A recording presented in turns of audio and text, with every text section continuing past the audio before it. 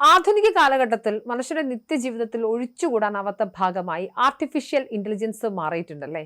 നമ്മൾ എപ്പോഴും നമ്മുടെ ആരോടും പറയാത്ത രഹസ്യങ്ങൾ വരെ ചാറ്റ് ജി പി ടിയോട് സംസാരിക്കാറുണ്ട്. പല ഇൻസ്റ്റഗ്രാം റീൽസിലും ചാറ്റ് ജി പി ടിയോട് സംസാരിക്കുന്നതും ചാറ്റ് ജി പി ടിയെ മെന്ററായി കാണുകയും തന്റെ സൈക്കാട്രിസ്റ്റായി കാണുകയും ആരോടും പറയാത്ത പരമരഹസ്യങ്ങൾ ചാറ്റ് ജി പി ടിയോട് അറിയാം, ചാറ്റ് ജി പി ടിയുടെ ഹിസ്റ്ററി നോക്കാൻ പാടില്ല തുടങ്ങിയ ഒരുപാട് കാര്യങ്ങൾ നമ്മൾ കാണാറുണ്ട്. എന്നാൽ യുവാക്കൾക്കിടയിൽ ചാറ്റ് ജി പി ടി പോലുള്ള പ്ലാറ്റ്ഫോമുകൾക്ക് വലിയ സ്വീകാര്യതയുണ്ട്. എന്നാൽ ഈ സാങ്കേതികവിദ്യ ഉപയോഗിക്കുമ്പോൾ അതീവ ജാഗ്രത പാലിക്കണം എന്നാണ് വിദഗ്ധർ മുന്നറിയിപ്പ് നൽകുന്നത്. ദിവസേന ശരാശരി 250 കോടിയിലധികം ചോദ്യങ്ങളാണ് ചാറ്റ് ജി പി ടി കൈകാര്യം ചെയ്യുന്നത്. നിങ്ങൾ വിചാരിക്കുന്നത് പോലെയല്ല. ജോലിസ്ഥലത്തെ ചർച്ചകൾ പരിശീലിക്കാനും ശമ്പള വർധനവിനെ കുറിച്ച് സംസാരിക്കാനും തുടങ്ങി പേഴ്സണൽ ആയിട്ടുള്ള വളരെ ചെറിയ കാര്യങ്ങൾ പോലും പലരും ഒരു റിഹേഴ്സൽ പാർട്ണറായി ഉപയോഗിക്കുന്നുണ്ട്. മറ്റൊരാൾ നമ്മളെ വിലയിരുത്തുമോ എന്ന ഭയമില്ലാതെ സംസാരിക്കാം എന്നതാണ് ചാറ്റ് ജി പി ടി പോലെയുള്ള പ്ലാറ്റ്ഫോമുകൾക്ക് ഇത്രയും അധികം ജനസ്വീകാര്യത കിട്ടാനുള്ള പ്രധാന കാരണം. എങ്കിലും പ്രധാനമായും 5 കാര്യങ്ങൾ ഒരിക്കലും എയോട് ചോദിക്കാനോ പങ്കുവയ്ക്കാനോ പാടില്ല എന്നുള്ളതാണ് വിദഗ്ധർ നൽകുന്ന മുന്നറിയിപ്പ്. അതെല്ലാം നമുക്കൊന്ന് പരിശോധിക്കാം. ഒന്ന്, സ്വകാര്യ വിവരങ്ങൾ പങ്കുവയ്ക്കരുത്. ചാറ്റ്ബോട്ടുകളുമായി സംവദിക്കുമ്പോൾ നമ്മുടെ അതീവ രഹസ്യ സ്വഭാവമുള്ള വിവരങ്ങൾ പങ്കുവയ്ക്കാതിരിക്കാൻ ശ്രദ്ധിക്കണം. ഉദാഹരണത്തിന് നിങ്ങളുടെ പാസ്വേഡുകൾ, ബാങ്ക് അക്കൗണ്ട് വിവരങ്ങൾ, ഔദ്യോഗിക രേഖകൾ എന്നിവ ഇതിൽ ഉൾപ്പെടുന്നുണ്ട്. നാം നൽകുന്ന ഇത്തരം വിവരങ്ങൾ പലപ്പോഴും കമ്പനികളുടെ സെർവറുകളിൽ ക്ലൗഡ് നോട്ട്ബുക്ക് പോലെ സൂക്ഷിക്കപ്പെടുകയും അവയുടെ ഭാവിയിലുള്ള പരിശീലനത്തിനായി ഉപയോഗിക്കപ്പെടാനുള്ള സാധ്യതയുണ്ട്.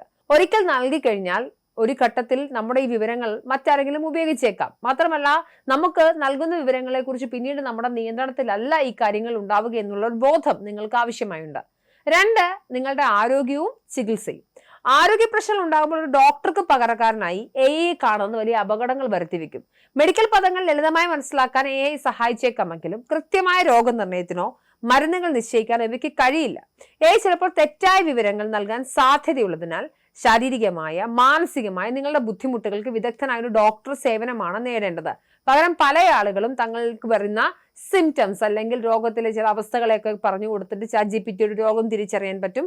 ചാറ്റ് ജി പി ടി എന്തായാലും അല്ലെങ്കിൽ ഏതൊരു പ്ലാറ്റ്ഫോമുകളും ഇതൊരിക്കലും ഒരു കൃത്യമായ വിവരമായിരിക്കണം എന്നില്ല. നിങ്ങൾ രോഗത്തിന് ഡോക്ടറെ തന്നെ കാണണം എന്ന് പറഞ്ഞാണ് വിവരങ്ങൾ നൽകുന്നതെങ്കിലും നമുക്ക് ഒരു ഉത്തരവാദിത്തമുണ്ട്. നമ്മുടെ ഇത്തരത്തിലുള്ള പേഴ്സണൽ ആവശ്യങ്ങൾക്ക് വേണ്ടി വിദഗ്ധന്മാരെ തന്നെ സമീപിക്കേണ്ടതുണ്ട്. 3, നിയമവിരുദ്ധ പ്രവർത്തനങ്ങളാണ്. അതായത് നിയമവിരുദ്ധമായ കാര്യങ്ങളെ കുറിച്ച് അറിയാൻ പ്ലാറ്റ്ഫോമുകൾ ഉപയോഗിക്കുന്നത് ഒഴിവാക്കണം. ഹാക്കിംഗ് എങ്ങനെയാണ്, ആയുധ നിർമ്മാണം എങ്ങനെ നടത്താം തുടങ്ങിയ അപകടകരമായ കാര്യങ്ങളെ കുറിച്ചുള്ള ചോദ്യങ്ങൾ കമ്പനികൾ കർശനമായി നിരീക്ഷിക്കുന്നുണ്ട്. സംശയാസ്പദമായ രീതിയിലുള്ള ചോദ്യങ്ങൾ ചോദിക്കുന്നത് നിങ്ങളെ നിരീക്ഷണത്തിലാക്കും. ചിലപ്പോൾ ഗുരുതരമായ നിയമ നടപടികളിലേക്ക് നയിക്കാനും കാരണമായേക്കാം. മറ്റൊന്ന്, തെറ്റായ വിവരങ്ങളും ഗൂഢാലോചനകളുമാണ്. ചിലപ്പോൾ പൂർണ്ണമായും തെറ്റായ കാര്യങ്ങൾ വളരെ ആധികാരികമായി അവതരിപ്പിക്കും. ഇതിനെ ഹാലൂസിനേഷൻ എന്നാണ് വിളിക്കുന്നത്. ഗൂഢാലോചന സിദ്ധാന്തങ്ങൾ പോലുള്ള വിഷയങ്ങളിൽ തെറ്റായ അറിവുകൾ പ്രചരിപ്പിക്കാൻ ഇത് കാരണമാകും. അതായത് ഡ്രാഗൺ ഉണ്ട് എന്ന് യോട് ചോദിക്കുന്നു.